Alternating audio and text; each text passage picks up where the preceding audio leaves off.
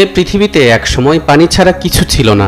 বর্তমান কাবাঘরের নিচের অংশটুকু পৃথিবীর বুকে প্রথম জমিন। তবে জমিনে পরিণত হওয়ার আগে কাবাঘরের স্থানটি সাদা ফেনা আকারে ছিল। সেই ফেনা একসময় মাটিতে রূপান্তরিত হয় এবং ধীরে ধীরে এর চারপাশ ভরাট হতে থাকে। সেখান থেকে সৃষ্টি হয় একটি বিশাল মহাদেশ। এক মহাদেশ থেকে অন্য সব মহাদেশ। হাদিসের বর্ণনা অনুযায়ী পৃথিবীতে জমিন সৃষ্টির ইতিহাস সম্পর্কে এমন তথ্যই পাওয়া যায়। পৃথিবীর বুকে প্রথম জমিন এই বাইতুল্লাহ বা কাবাঘর এমন একটি স্থান যা কোটি কোটি মানুষের হৃদয়ের কেন্দ্রবিন্দু। কিন্তু কাবা শরীফ কি শুধু একটি ইবাদতের স্থান, নাকি এর অবস্থানে রয়েছে গভীর বৈজ্ঞানিক রহস্য? আধুনিক বিজ্ঞান কি বলে এই রহস্যময় স্থান সম্পর্কে? দর্শক, চলুন একসঙ্গে এক বিস্ময়কর সত্য উদ্ঘাটন করি। ভৌগোলিকভাবেই কাবাঘর পৃথিবীর কেন্দ্রস্থলে অবস্থিত। বিষয়টি নিয়ে পিএইচডি করেন ডক্টর হুসাইন কামাল উদ্দিন আহমদ। তার থিসিসের শিরোনাম ছিল ইসকাতুল কুররাতিল আরদিয়া বিন নিসবাতি লিমাক্কাতিল মুকাররামা।